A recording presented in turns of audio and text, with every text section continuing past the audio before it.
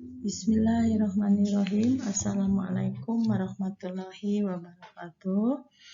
Bertemu lagi dengan video pembelajaran matematika.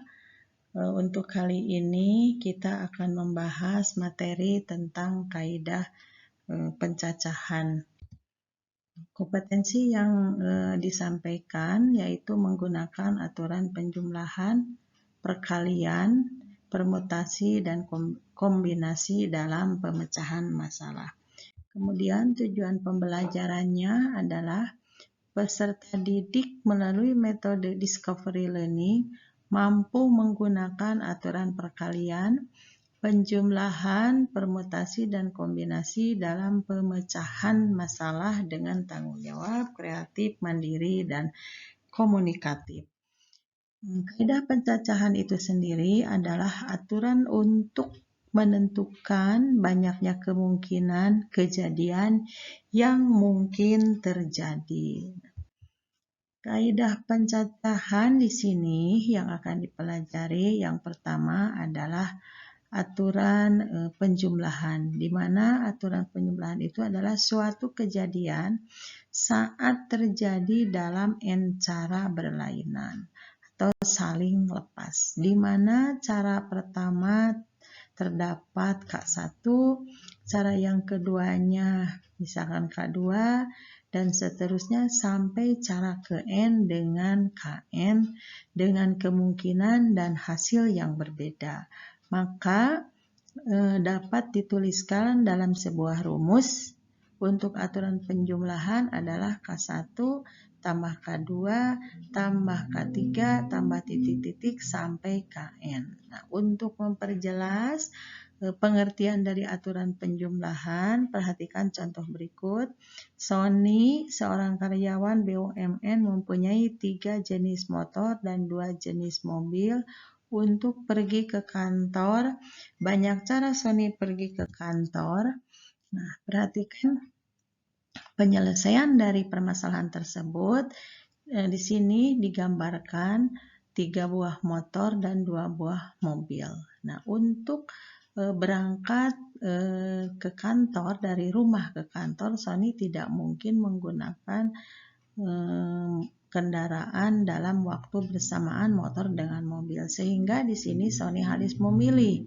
Maka untuk penggunaan kendaraan tersebut tinggal dijumlahkan, banyaknya motor ada 3 dan banyaknya mobil ada 2, sehingga 3 ditambah 2 sama dengan 5 kemungkinan Sony bisa menggunakan kendaraan untuk pergi ke kantor dari rumah ke kantor. Kemudian untuk yang keduanya adalah aturan perkalian, di mana aturan perkalian itu adalah suatu kejadian dapat terjadi dalam n tahap yang saling berurutan, di mana tahap ke-1 adalah P1 cara dan tahap kedua P2 cara sampai seterusnya tahap n cara. Maka untuk kejadian tersebut bisa dituliskan dalam sebuah rumus aturan perkalian, yaitu P1 kali P2 kali titik-titik kali Pn. Itu tahapan n cara yang terakhir. Contoh, Ahmad mempunyai 3 baju berwarna merah, hijau, kuning, dan 2 celana yaitu panjang dan pendek. Banyak cara Ahmad memakai baju dan celana. Nah, sekarang perhatikan penyelesaiannya. 3 baju berwarna merah, kuning, dan hijau. Kemudian 2 buah celana panjang dan pendek, maka tinggal dikalikan, yaitu 3 dikalikan dengan 2. Maka Ahmad tersebut bisa memakai baju dengan celananya itu menjadi 6 pasangan baju. Itu dengan cara mengalikan. Perhatikan, menggambarkan dalam sebuah diagram. Baju merah ini, baju yang merah ini, kemudian baju yang hijau, kemudian baju yang kuning. Nah, di sini baju merah berpasangan dengan celana panjang, juga berpasangan dengan celana pendek.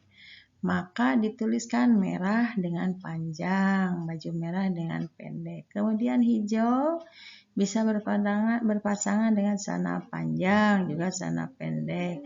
Maka bisa dituliskan urutannya hijau dengan panjang, baju hijau dengan pendek, begitu juga baju kuning dengan panjang, baju kuning dengan celana pendek. Sehingga dari baju 3, celana 2 itu didapatkan 6 pasangan berurutan. Ya, kemudian sekarang contoh yang keduanya, aturan perkalian. Banyaknya cara untuk memilih 3 pengurus yang terdiri dari ketua, sekretaris, dan bendahara dari 4 orang siswa.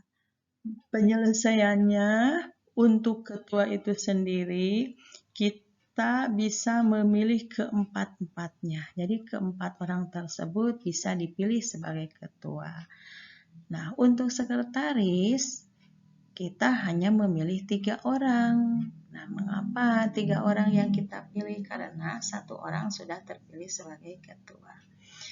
Dan untuk bendahara, kita memilih 2 orang calon. Karena yang 2 orangnya sudah terpilih sebagai ketua dan sekretaris. Sehingga untuk pasangan yang mungkin untuk ketua, sekretaris, dan bendahara tinggal kita kalikan 4 kali 3 kali 2 sehingga didapatkan 24 pasangan yang mungkin terjadi. Nah, sehingga dari uraian di atas kita bisa membuat kesimpulan untuk aturan penjumlahan dan aturan perkalian. Untuk aturan penjumlahan itu sendiri adalah kejadian tidak bisa terjadi dalam waktu yang bersamaan. Sedangkan untuk aturan perkalian kejadian bisa terjadi dalam waktu bersamaan dan harus bertahap atau berurutan. Nah, itu untuk materi kaidah pencacahan. Yang pertama tadi aturan penjumlahan, yang keduanya aturan perkalian. Terima kasih untuk video kali ini. Mudah-mudahan materi yang Ibu sampaikan bisa bermanfaat dan bisa dimengerti oleh kalian dan dipahami. Terima kasih atas perhatiannya. Assalamualaikum warahmatullahi wabarakatuh.